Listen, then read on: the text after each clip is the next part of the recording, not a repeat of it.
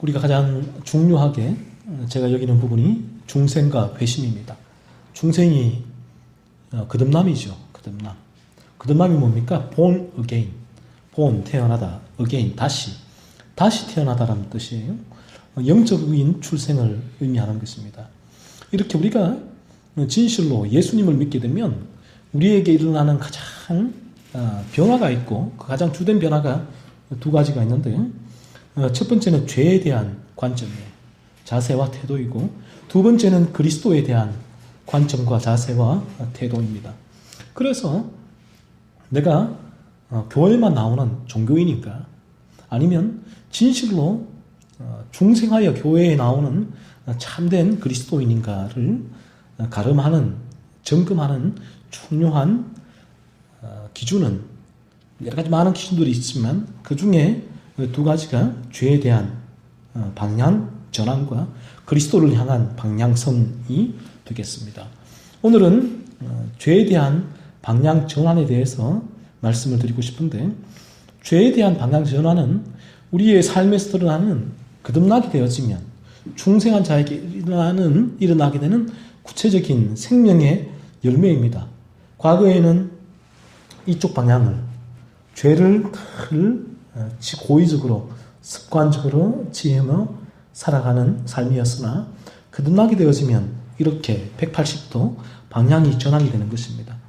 죄에 대해서 이제 반대 방향으로 거룩함을 향하여서 나아가게 되는 것입니다. 중생한 자에게는 죄의 지배가 무력화되죠. 무력화가 됩니다. 중생하기 전에는 그토록 그를 지배하고 억압하며 폭정을 행사하던 죄의 세력이 무력화가 됩니다. 무슨 말인가 하면 우리 안에 원죄예요. 이 원죄가 무너진다. 원죄의 세력이 무력화된다는 것입니다. 중생 전에는 이 원죄가 그리스도의 십자가에서 사함을 받지 못했기 때문에 이 원죄가 우리를 지배하고 억압하고 폭정을 행사하지요. 원죄로 말미암아 온갖 고의적이고 습관적인 세상이 짓던 죄를 그대로 우리도 지으며 살아갔었습니다. 그러나 중생하게 되어지면 죄와 절연하는 삶을 살게 됩니다.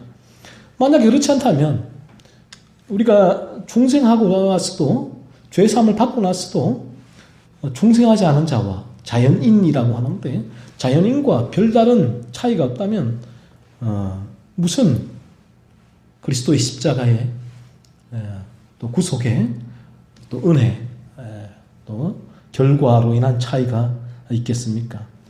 당연한 차이가 있게 될 것입니다. 중생한 자는 이제 죄를 버리는 삶을 살아가는 거룩함의 열매를 맺게 됩니다. 여러분 어떻습니까? 여러분에게서는 죄를 버리는 거룩함에 이르는 삶의 열매가 있는가 하는 것이죠. 거룩함을 날마다 간절히 추구하는 여러분 마음에 간절한 소원이 있는가 하는 것입니다.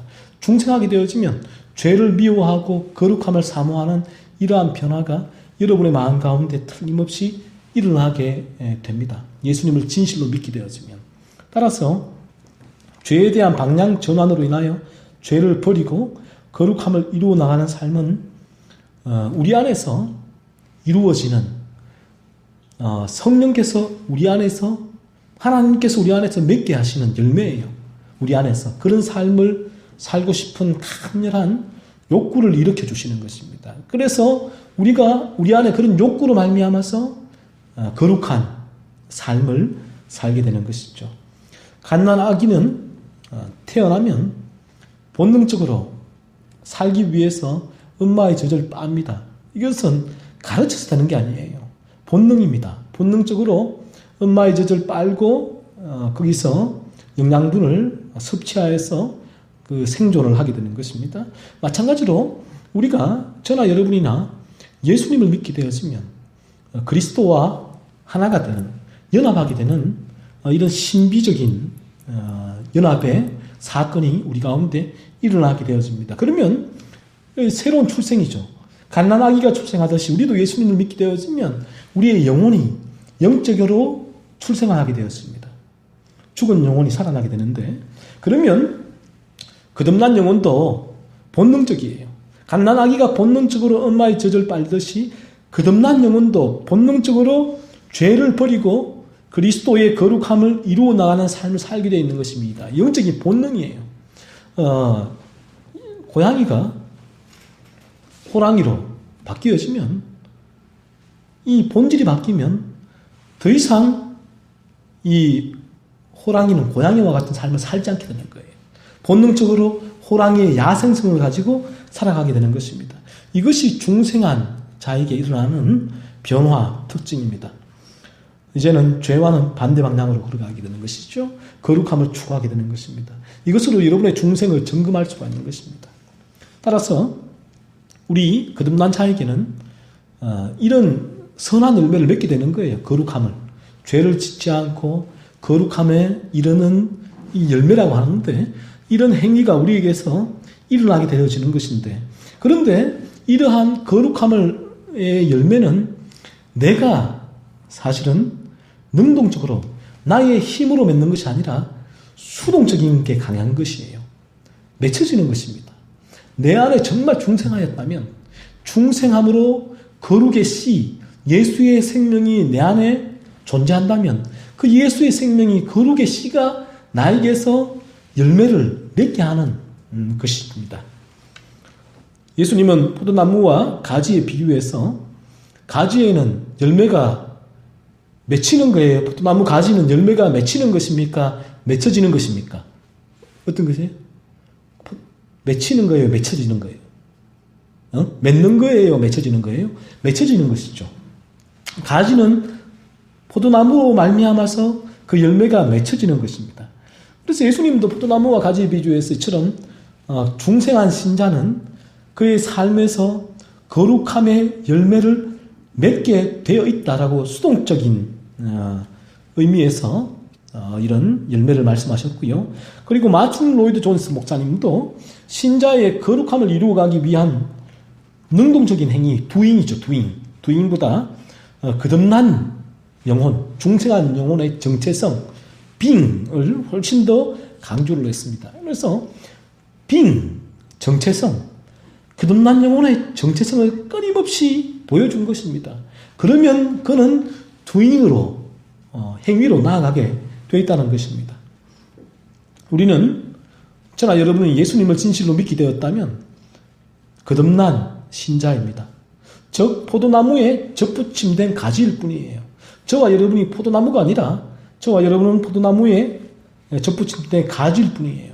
가지는 절대로 스스로 열매를 맺지 못합니다.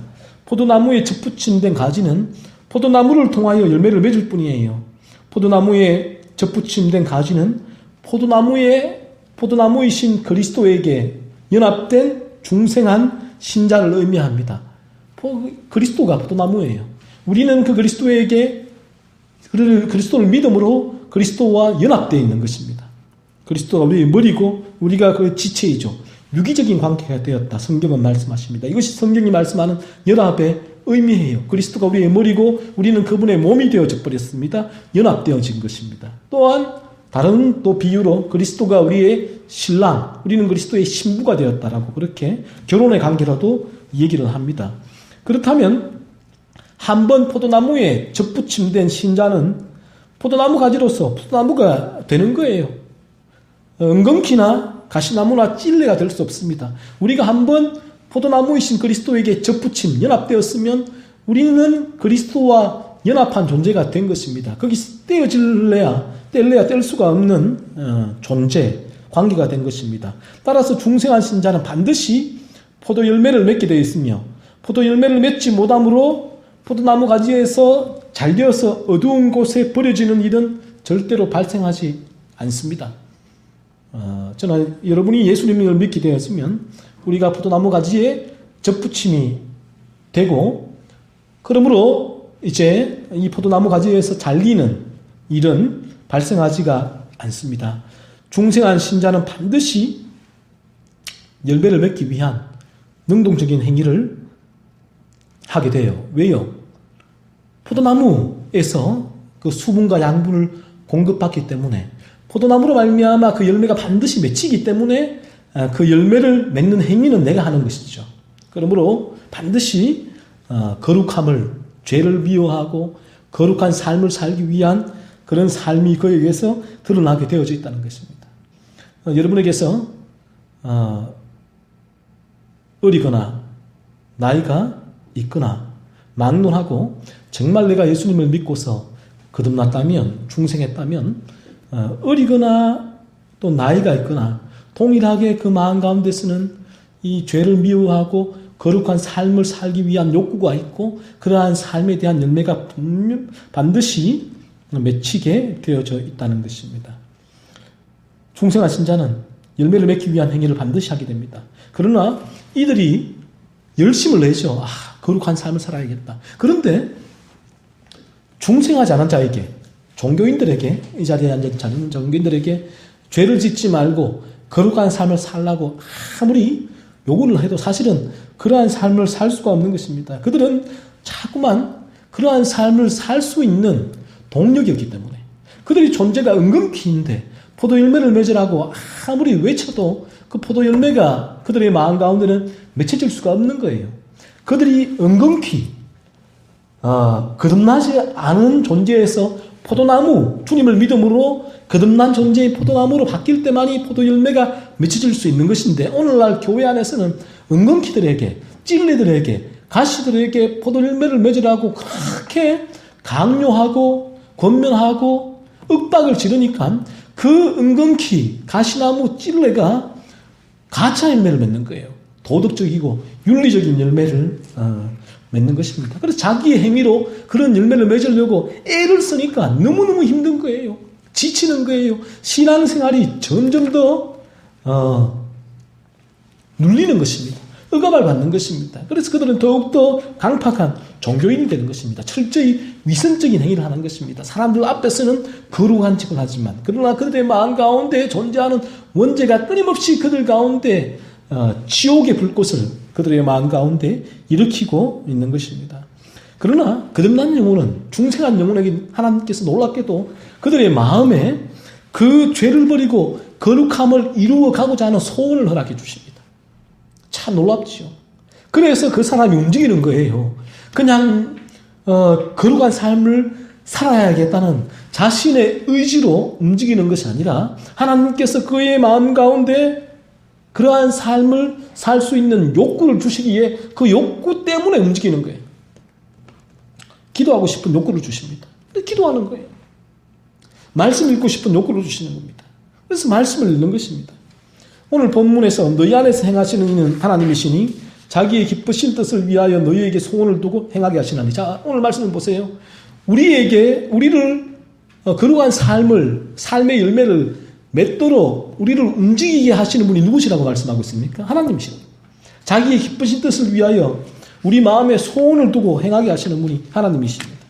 그리고 에베소서 2장 10절에서도 우리는 그가 만드신 바라, 우리는 하나님께서 만드신 피조물이란 말씀이죠. 그리스도 예수 안에서 선한 일을 위하여 지으심을 받은 자니 이 일은 하나님이 전에 예비하사 우리로 그 가운데서 행하게 하려 하심이라. 선한 일을 위하여 우리를 지으셨다. 그리고 그 가운데서 행하게 하려 전에 예비하사 우리로 그 가운데서 행하게 하려고 지으셨다라고 성경은 분명히 말씀을 하고 있습니다.